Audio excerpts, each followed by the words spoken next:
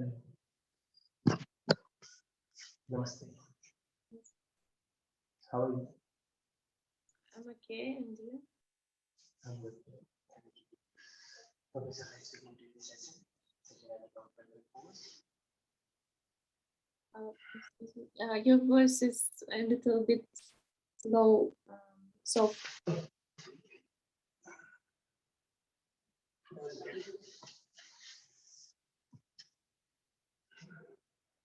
Am I audible now? Yes. Yeah. Now better. Okay, so let's begin. Sit in any comfortable pose. Spine straight, nice and long. Take a deep breath in and long exhale out. Let's chant 3 times all together. Inhale.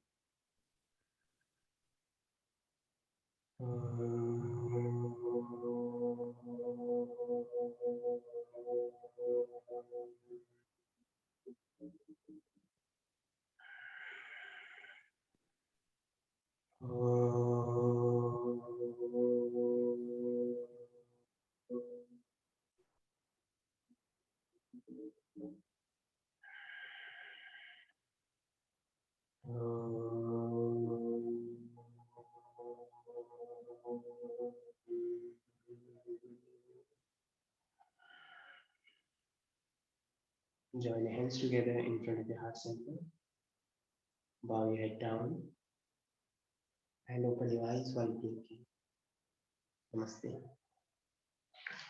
Okay, so what did we discuss yesterday? Do you remember?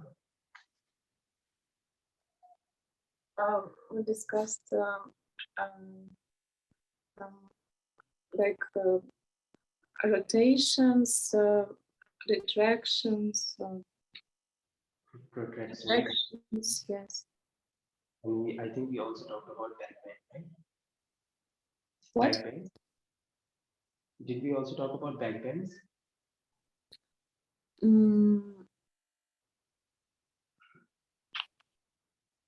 Okay, if we did not talk, today we are going to talk about this. Okay, so we have backbends. Like the backbend is like something when we are extending our spine backward. Okay, so in the backbend, what actually happens there? Whenever you do backbend, this is called the extension of your spinal cord. This is your spine. When you're bending back, this is the extension of your spine. But at the same time, that muscles around your back, that is going to flex.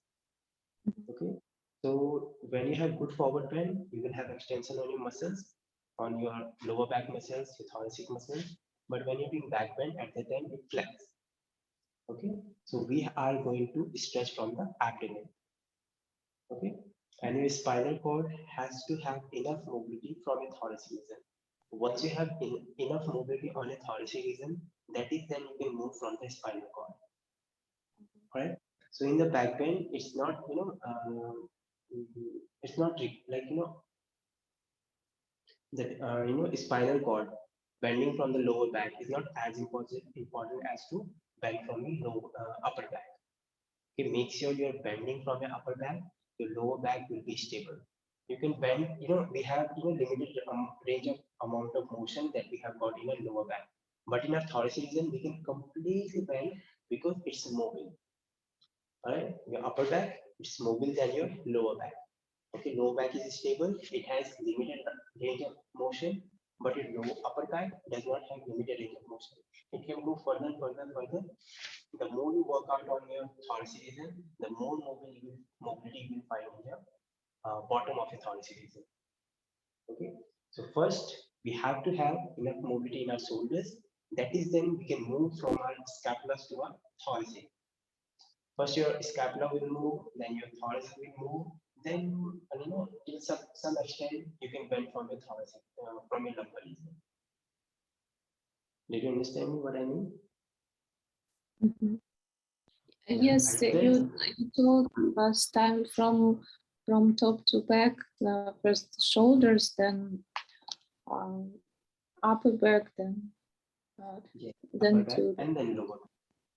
Okay, so lower back has some limited amount of range of motion, that we do not go further than this. If you are going further than this, let's suppose your lower back can bend till here. Okay, if you are going further than this, then you will definitely fall into it. All right, but what about our upper back? That can move further backward than your lower back because it has enough range amount of motion that can easily move your spine backward, lateral bending or forward bending. That is going to help you out in all these actions. Okay, as I told you before, that if we have mobility in one particular joint, like in any particular joint, that can move it, that has to be moved. If it is not moved, if it does not move, then definitely there is a problem. We are lacking, that mobility in there, in that particular joint. Okay. See, we will start with the cobra pose. Okay. So today we are going to go through that cobra pose and upward facing dog. So do you know the difference between upward facing dog and cobra pose? Huh? Do you know the difference between upward facing dog and cobra? No, I wanted to know. Okay.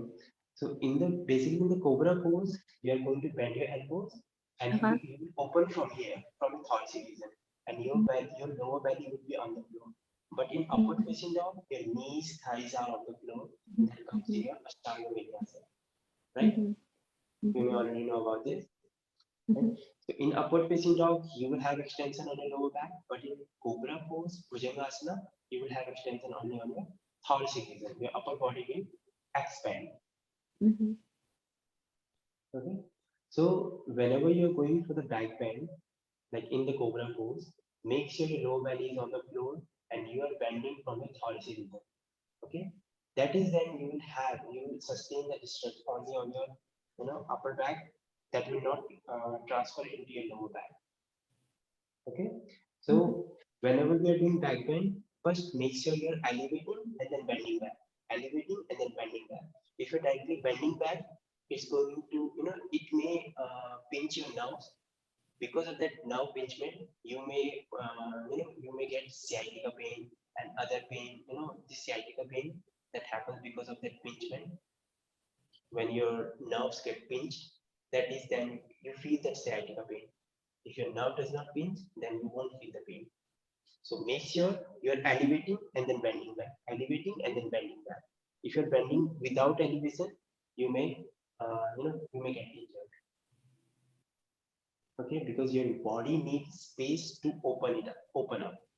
If your body does not create space, then if you're bending, you may get the bone-on-bone friction, bone-on-bone compression, and then that's not going to be good for your body.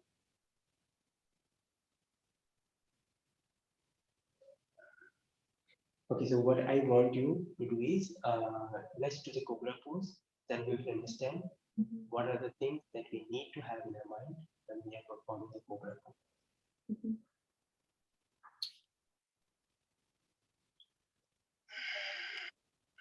Just straight to the cobra pose, or yeah, straight into the cobra. Okay, so this is your cobra pose. Okay, so what are you feeling in this cobra pose? Where are you feeling the extension on the back? On your upper back, on your lower back? Where? Lower, I think. Lower back. It should not be on the lower back. That means your hands are straight. Bend your elbows. Bend your elbows. Yes. Now lower belly should be on the floor and elevate high from your thorax. Elevate high. Open it up. Expand your shoulders backward. Roll your shoulders back. Depress them down and look front. So this is your cobra pose. Okay. Don't let that pressure come to your lower back. If it's coming to your lower back, you may fall into injury. Alright, so this cobra pose has to be done in such a way where your elbows are bent and you are elevating from your thoracic region and you will have stretch only on your bottom of your thoracic region. Okay, don't let the pressure come to your lower back. Okay. Now release down all the way, lie down on your abdomen. Lie down, lie down, lie down. Just lie down on your abdomen. Just lie down, lie down. Now from here, whatever I'm going to say, you have to do. Okay. So first squeeze your butts and then get to the cobra pose. Squeeze your hips and then get to the cobra pose. Reach your hand. Now observe the posture. How are you feeling in this posture? Now exhale, release your shoulders. Release down all the way, lie down again on your abdomen. Namaste, Sneha ji. Namaste. See, we are differentiating between cobra pose and upward facing dog. Okay. Now release all the way down again. Release down. Now this time, don't engage your hips. Just get to the posture without any engagement. Reach up. Don't squeeze your hips. Get to the posture. And then exhale, release down. Now Sneha ji, lie down on your abdomen. Now first squeeze your hips. Squeeze your pelvis. And then inhale, come up high into the cobra pose. Hips, lower belly should be on the floor, elbows bent, elbows bent. Yes. Squeeze your hips and then exhale, release down. Now let's try it one more time without engagement of our hips. Okay, don't squeeze your hips. Now directly get to the posture without any engagement. Reach up high. Bend your elbows, reach up. Observe the posture and exhale, release down. So which one you felt more comfortable and effective? When you engage your hips or when you don't engage your hips? When you engage your hips. And you, Glendon?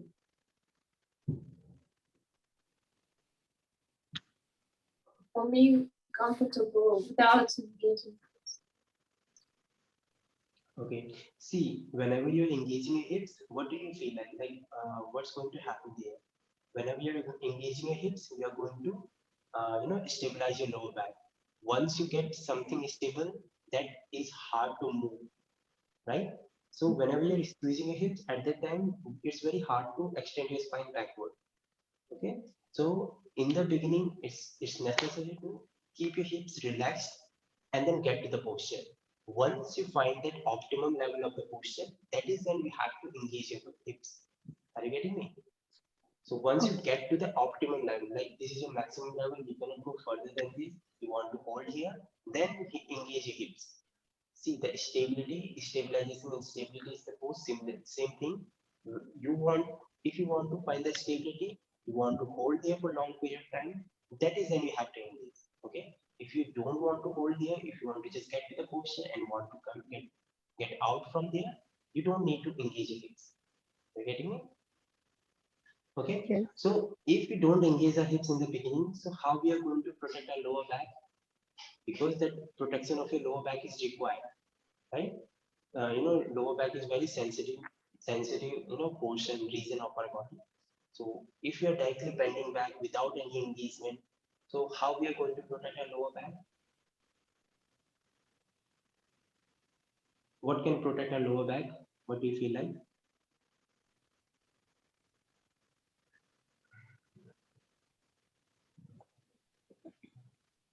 Yeah, try one more time. Let's get to the posture and feel like how you can protect your lower back.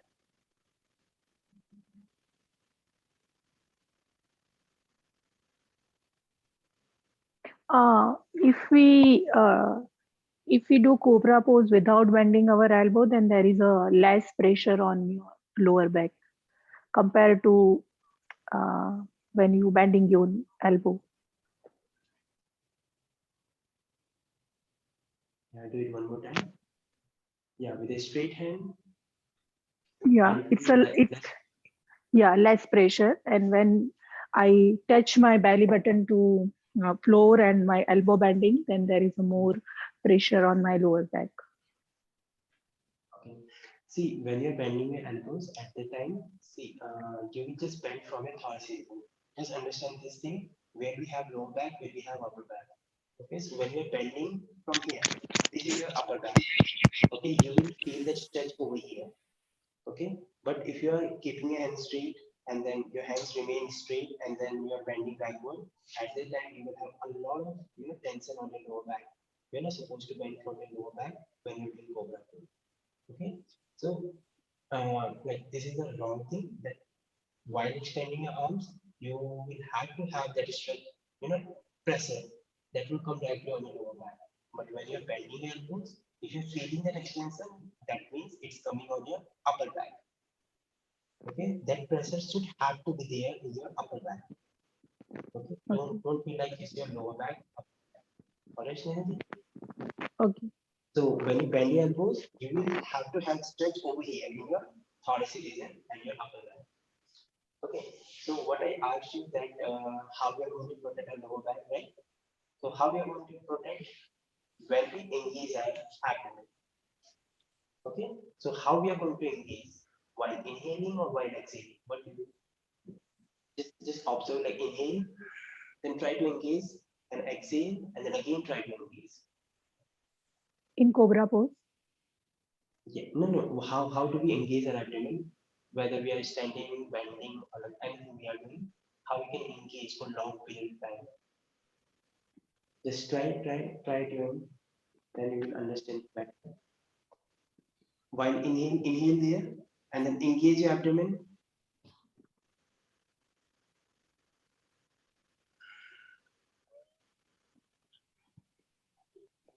Now let's try it one more time. Now exhale and then engage your abdomen. Which one is more comfortable, when you inhale or when you exhale?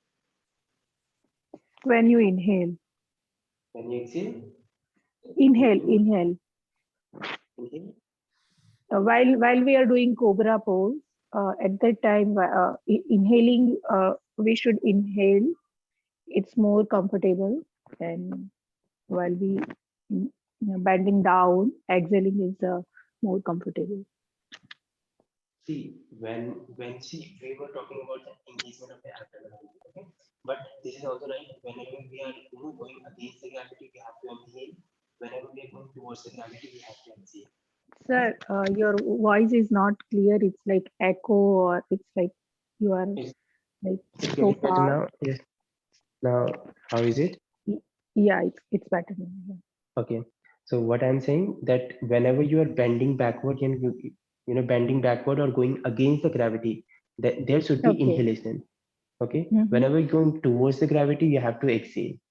Okay. Exhale. But the second, on the other hand, what we have to understand, how we are going to engage our abdomen. So when you inhale, at the time, do we engage our abdomen, or when you exhale at the time? Technically, we can engage our abdomen in both, like after the breath or before the breath. Okay. But where we can hold for long period of time, when we inhale and then hold, or when we exhale and then hold, which one is going to be the longest one? When we exhale and then hold, because there is no air inside, which pressure to coming out. Another? For me, it's comfortable when inhale. Okay, so whenever you are inhaling and then engaging your abdomen, just engage, inhale, everyone inhale, and then engage your abdomen, engage, more engage, and hold there, and then release down. Okay, now again take a deep breath in, and then forcefully exhale out. Now engage your abdomen. So which one you felt more longest one?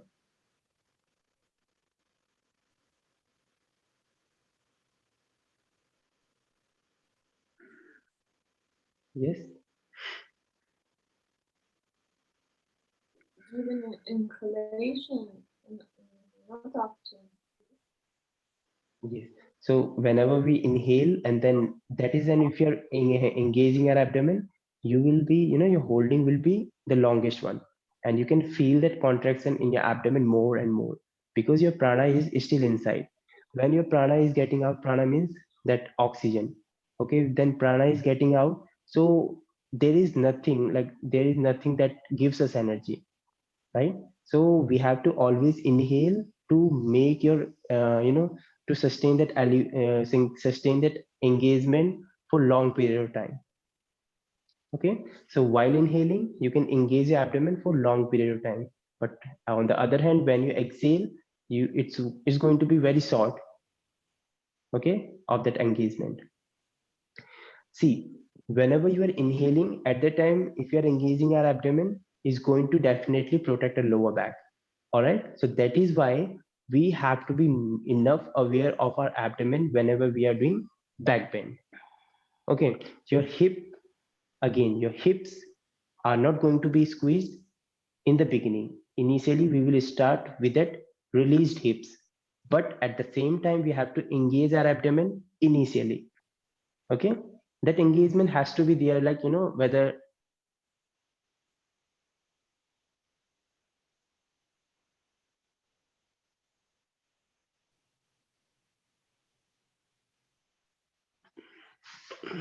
yeah, your engagement of your abdomen should be there from the beginning till the end, and the engagement of your hips will come at the peak time when you want to hold the posture, when you cannot go further than that limited range of motion. All right. See, one more thing about that engagement of your abdomen or engagement of any muscle. So how do we engage, like how do we work out on our work out on the engagement of our muscles? See, if I'm holding something on my hands like this, so what does it mean? Which muscles is working out right now? Where will I have that engagement? In my triceps or biceps? Yeah, on your bicep. Biceps, because my biceps is helping me out to lift like something like whatever is on my hand. Let's suppose the block is on my hand. Now I'm lifting it upward, right? The gravitational force is also there, but at the same time, I'm resisting this action, right? That engagement of my biceps is more than that gravitational force. That is why I can hold here in this position, right? So my biceps are getting tight, that is going to be engaged, and I can hold here for long period of time. So the same thing happens here. Whenever you're elevating your spine upward, at that time, if you're engaging your abdomen, this is going to be more contracted. See that elevation, how it's happening. See, when you're bending backward, so your lower back is engaging yourself, right? Your lower back is pulling you upward. But at the same time, in order to protect our lower back, your lower back is, lower back muscles is pulling you upward. But at the same time, you're also engaging your abdomen, so that if many times what happens, we don't understand like till what extent we need to go further, right? If we are engaging our lower back too much and we are pulling our spine upward without any consciousness, then we may fall into injury. So in order to protect our lower back, our engagement has to be engaged. Your abdomen has to be engaged so that they both will be balanced. This is your abdomen muscles. This is your lower back muscle. Okay, Sneha ji, are you getting me what I mean? Okay. Yes, sir. Yeah. Your lower back muscles is pulling you upward. That is why you are going for this cobra pose.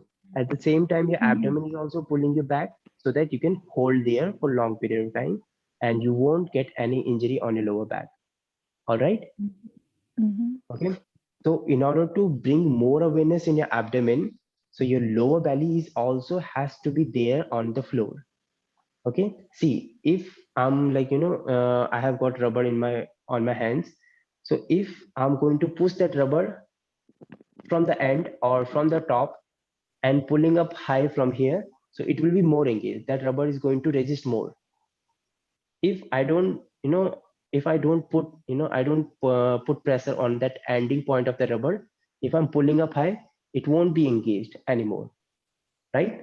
So your ending point of the muscle has to be pushed down or it has to be stable somewhere it has to be stuck, so that the other part of your muscles is going to be pulled upward and it is going to resist itself. Okay. If you get any confusion, please let me know so that we can discuss it more. Sir, I have a question, but the inhalation and exhalation, it's Mhm. depend upon which pose you are doing, right? If I'm doing cobra pose, then inhalation is help me to hold that pose for a longer period. But if I'm doing a forward bending, Mhm. then exhalation is help me, right? Yes. Yeah. Whenever you're going against the gravity, inhale, going towards the gravity, exhale. In the forward bend, we are Mhm. going towards the gravity, we have to exhale. If you are Mhm. going above, like, against the gravity, we have to inhale. Inhale. So did you guys understand the concept of engagement of your abdomen? So your abdomen is going to protect our lower back whenever you're engaging. Okay. So let's understand this with that performance. Okay. Now lie down on your abdomen one more time.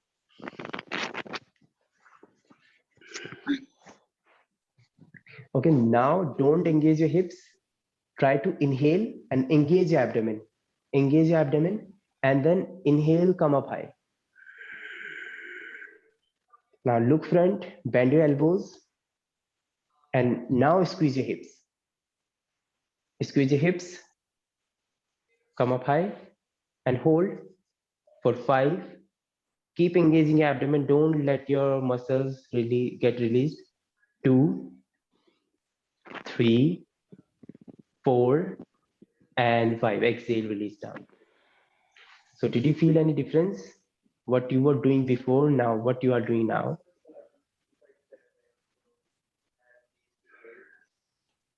Okay, let's try it. Let's try it one more time. Just lie down on your abdomen. Okay, this time don't engage your abdomen, don't engage your hips, like nothing, like do nothing there. Just get to the posture. Inhale, come up high. Yes. Now hold and then release down. So what did you feel in between, both of them, when you engage, when you don't engage?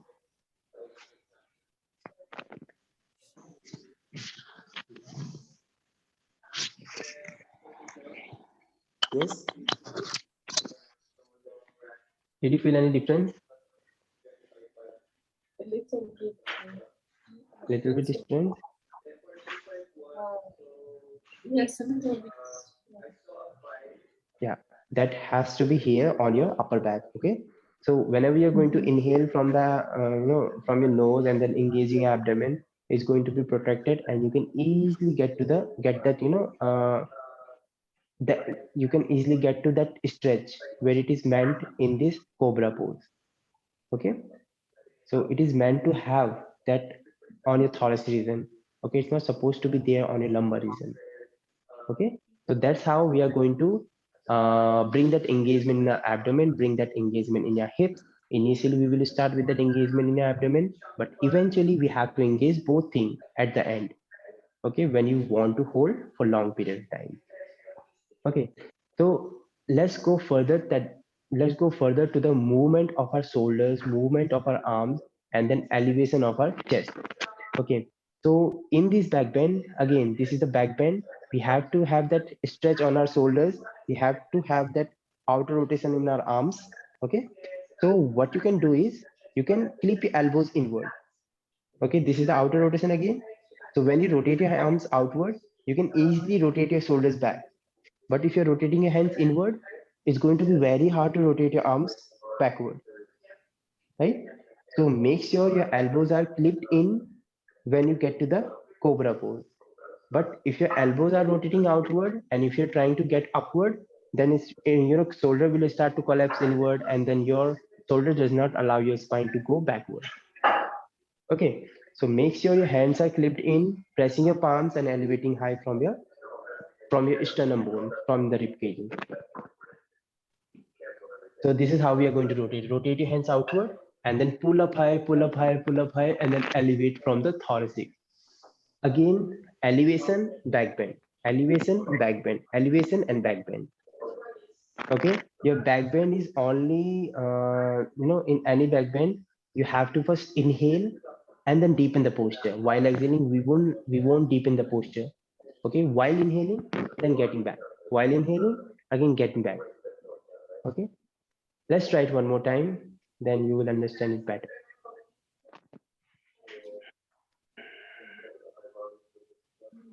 Make sure you keep engagement of abdomen in your mind. Mhm. That engagement of your abdomen in your mind. Now pull up high, abdomen in, rotate your hands outward, roll your shoulders back, depress them down, shoulders are away from ears. Stretch upward, pull up high, roll your shoulders back, and stay for a while. 5, 4, stay.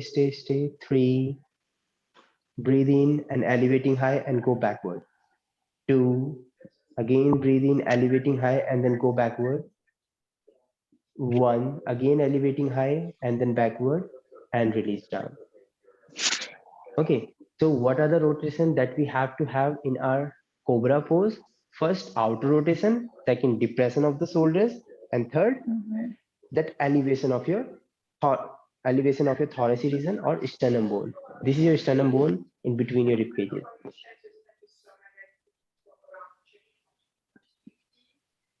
Okay, so Mhm. if you widen your hands more out, more than the shoulder, more than that, mat width apart, is going to be more comfortable.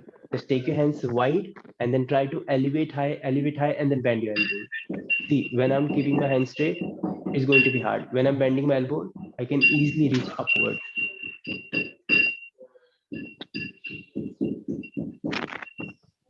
Widen your elbows, press your palms, rotate your shoulders in, rotate your shoulders back, elbows clipped in.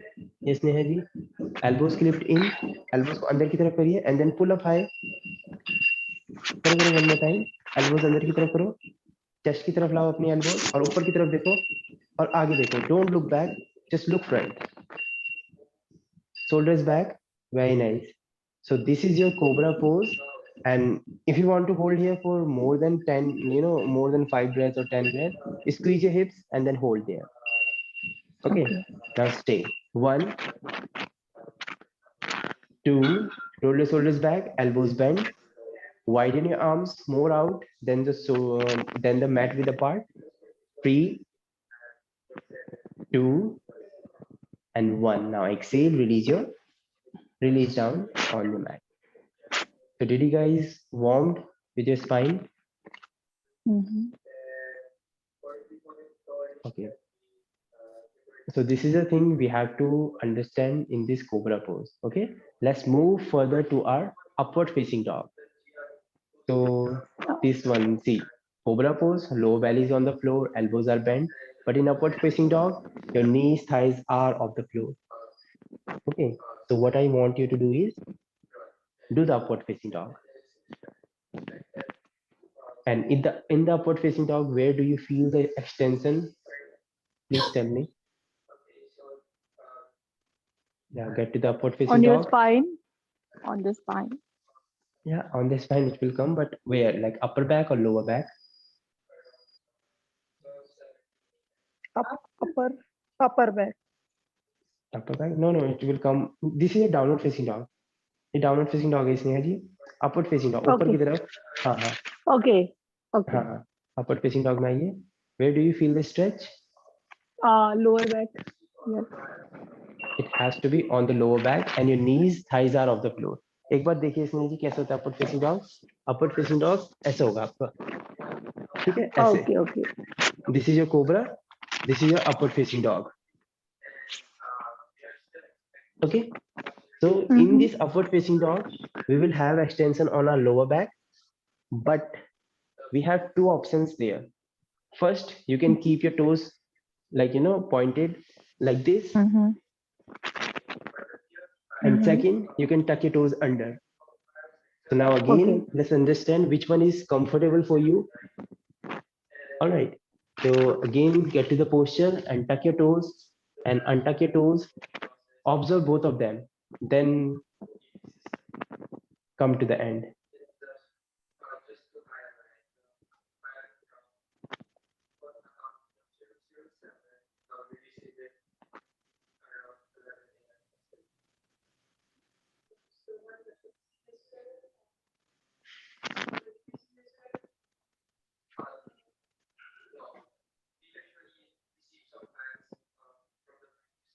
Yeah, which one is comfortable?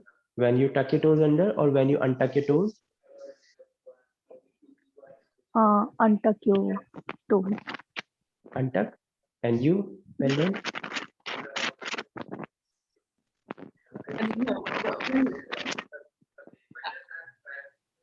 This is your tucking toes when your toes are in, and Yes. when your toes are flat, that is called untucked. Okay. So which one you felt more comfortable? I think tuck. First, I didn't Yeah. feel difference, but the second and third time I did. Maybe when standing on the toes, it's better. Okay. I So mean, when, yeah, keep on saying. Okay, so when your toes are tucked in, at the time you make the slant on your legs, but it is, you're going against the gravity and your hands are going to be more powerful and, that will be more engaged. But when you're untucking your toes, at the time you have that, slant, deep slant on your body. Just look at here. When you're pressing your palms, when you are untucking your toes, your feet are flat. At the time, that entire body weight will come on your lower back. Okay, and your hands are straight, your shoulders are backward, and you will have, you have to look up. So this is your upward facing dog. You will have that extension on your lower back. But when you tuck your toes under, what does happen here? You try to engage your hamstring, your hips that are engaged in this. See, when you're pushing your heels backward, you'll be more engaged from the hamstring, you'll be more engaged from the hips. At the same time, you're elevating high and you won't get all pressure on your pelvis girdle. When I'm here like this, just look at this slant that's coming from my lower back to my legs. But when I'm here, my hips are upward, right? When my legs are untucked, this time I have that slant on my hips. When I'm tucking my toes under, it's just a bend. I don't make any slant on my legs. Do you know the slant mean? What does the mean of slant? It's kind of curve. Okay. So when you are in the tucking your toes under, at the time your knees, thighs are off the floor, and you get slight more height from the floor. Okay. When you're untucking your toes, when your toes are flat, at the time that that height we cannot get while untucking our toes. Okay. So when you don't get height on your from the floor, at the time the gravitational force will directly come to your pelvis girdle. Okay, when you're tucking your toes under, that gravitational force gets shifted to your thighs, that gets shifted to your knees and your heels. Okay, it's going to be divided into different segments, and you will have nice stretch on your lower back. That will not come on your pelvis girdle. Okay, this upward facing dog is meant to have that stretch on lumbar region, not on your pelvis girdle. Okay, so it is also said that this should not be done when this should not be done by the girls because they get a lot of pressure on their ovaries, on their pelvic girdle, this upward facing dog, in such a way where they untuck their toes. You have to tuck your toes under so that you'll be engaged. Okay, for both man, woman, like whoever they are. So they are supposed to do with that tucking your toes under. You'll be more comfortable and you won't feel that much stretch on your pelvis girdle.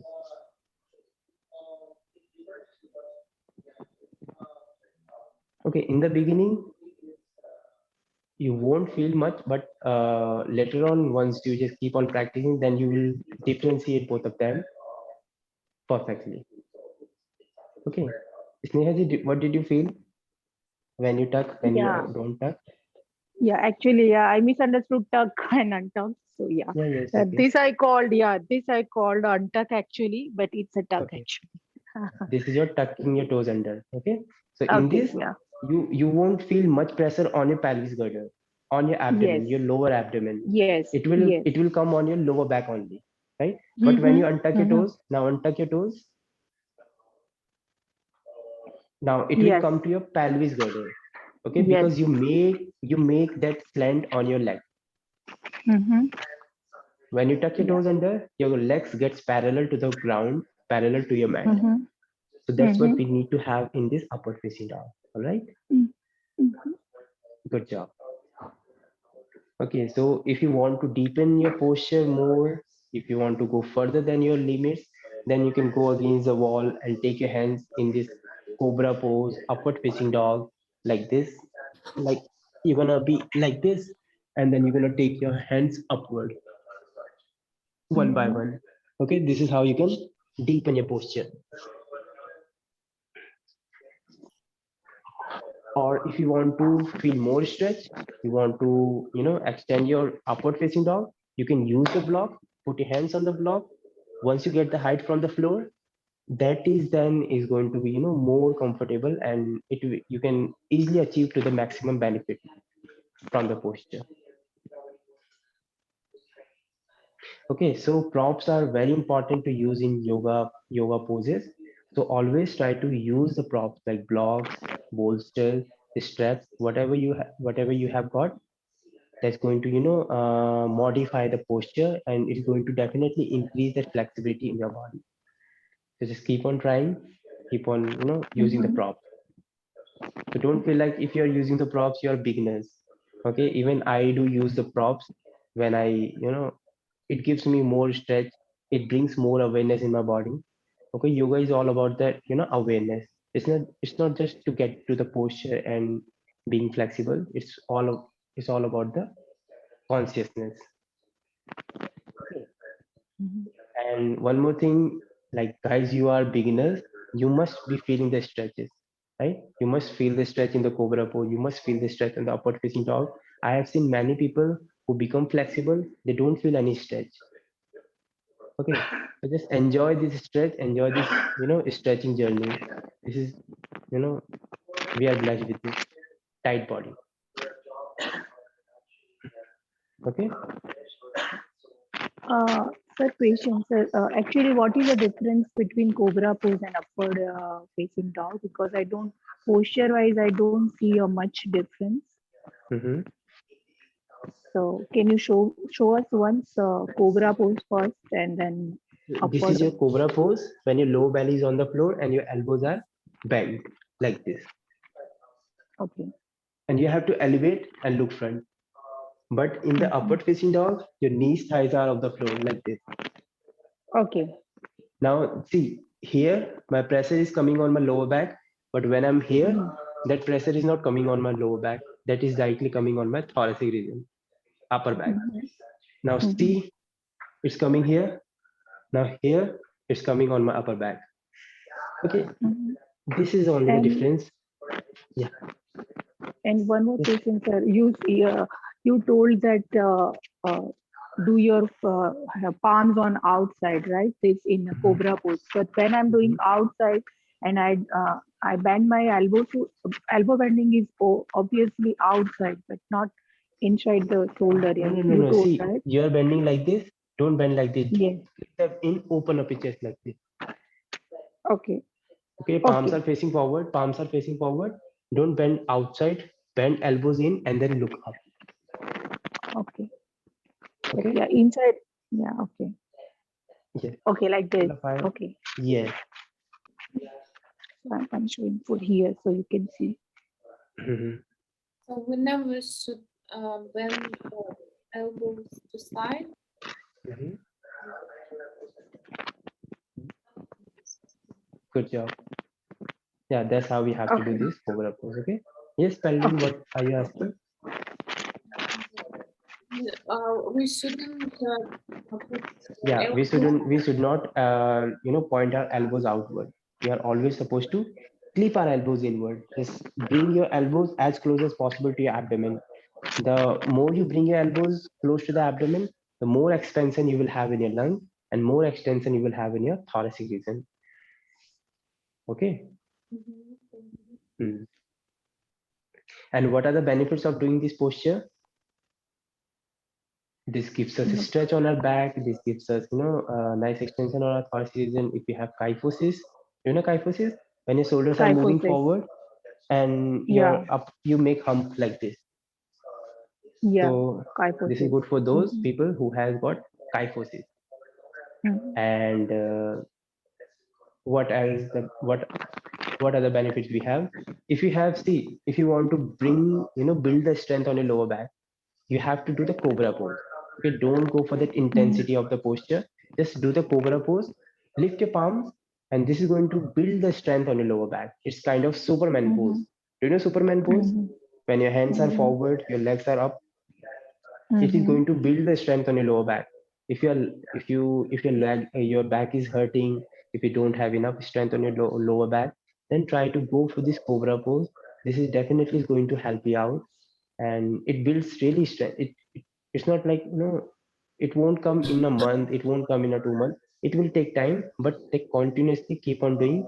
You will build a lot of strength on your lower back, and then you your body posture won't going to disbalance. It's going to be always balanced when you build the strength on your lower back. Okay, so I Okay, have sir. seen people with that herniated disc or slip disc, they perform this cobra pose, so they also get cured when they keep on practicing this cobra pose. Okay, in the yoga classes I recommend them, or I in online classes I always tell them to do cobra pose maximum time. Okay, so even after completing this course, you have to just keep on practicing yoga. Okay, I know it's very hard to practice one, like by in the room, like being alone, but try to be motivated and search somewhere to take the classes. That is, and you can improvise yourself. Mhm. Any other question? Any question that you want to ask about? Okay, sir. Cobra pose and upward facing dog can, who has a knee problem or who has arthritis can perform. Arthritis people, see, arthritis people, it depends where they have got arthritis. If it's on their hands or on their knee joint or ankle, it depends. Okay, but if it's on their hands, like on their wrist, so they can use the block. Okay, block, or just put something on the block and then try to go upward. Or what else you can do, you can go against the wall and then push your elbows down. Like, let's suppose it's the wall in front of me, you're going to push your hands like this and then pulling up high. Or they can drop their elbows down and lift their chest upward. This is also called cobra pose. It's a variation of cobra pose. It's called Sphinx posture. Okay. Hmm. Okay, that's all for today's session. Let's finish today's session. Sit in any comfortable pose. Spine straight, nice and long. Take a deep breath in. Breathe out.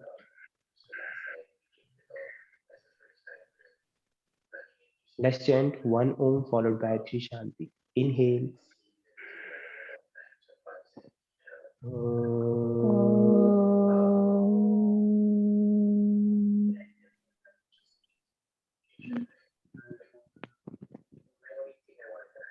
Shanti. Shanti. Shanti.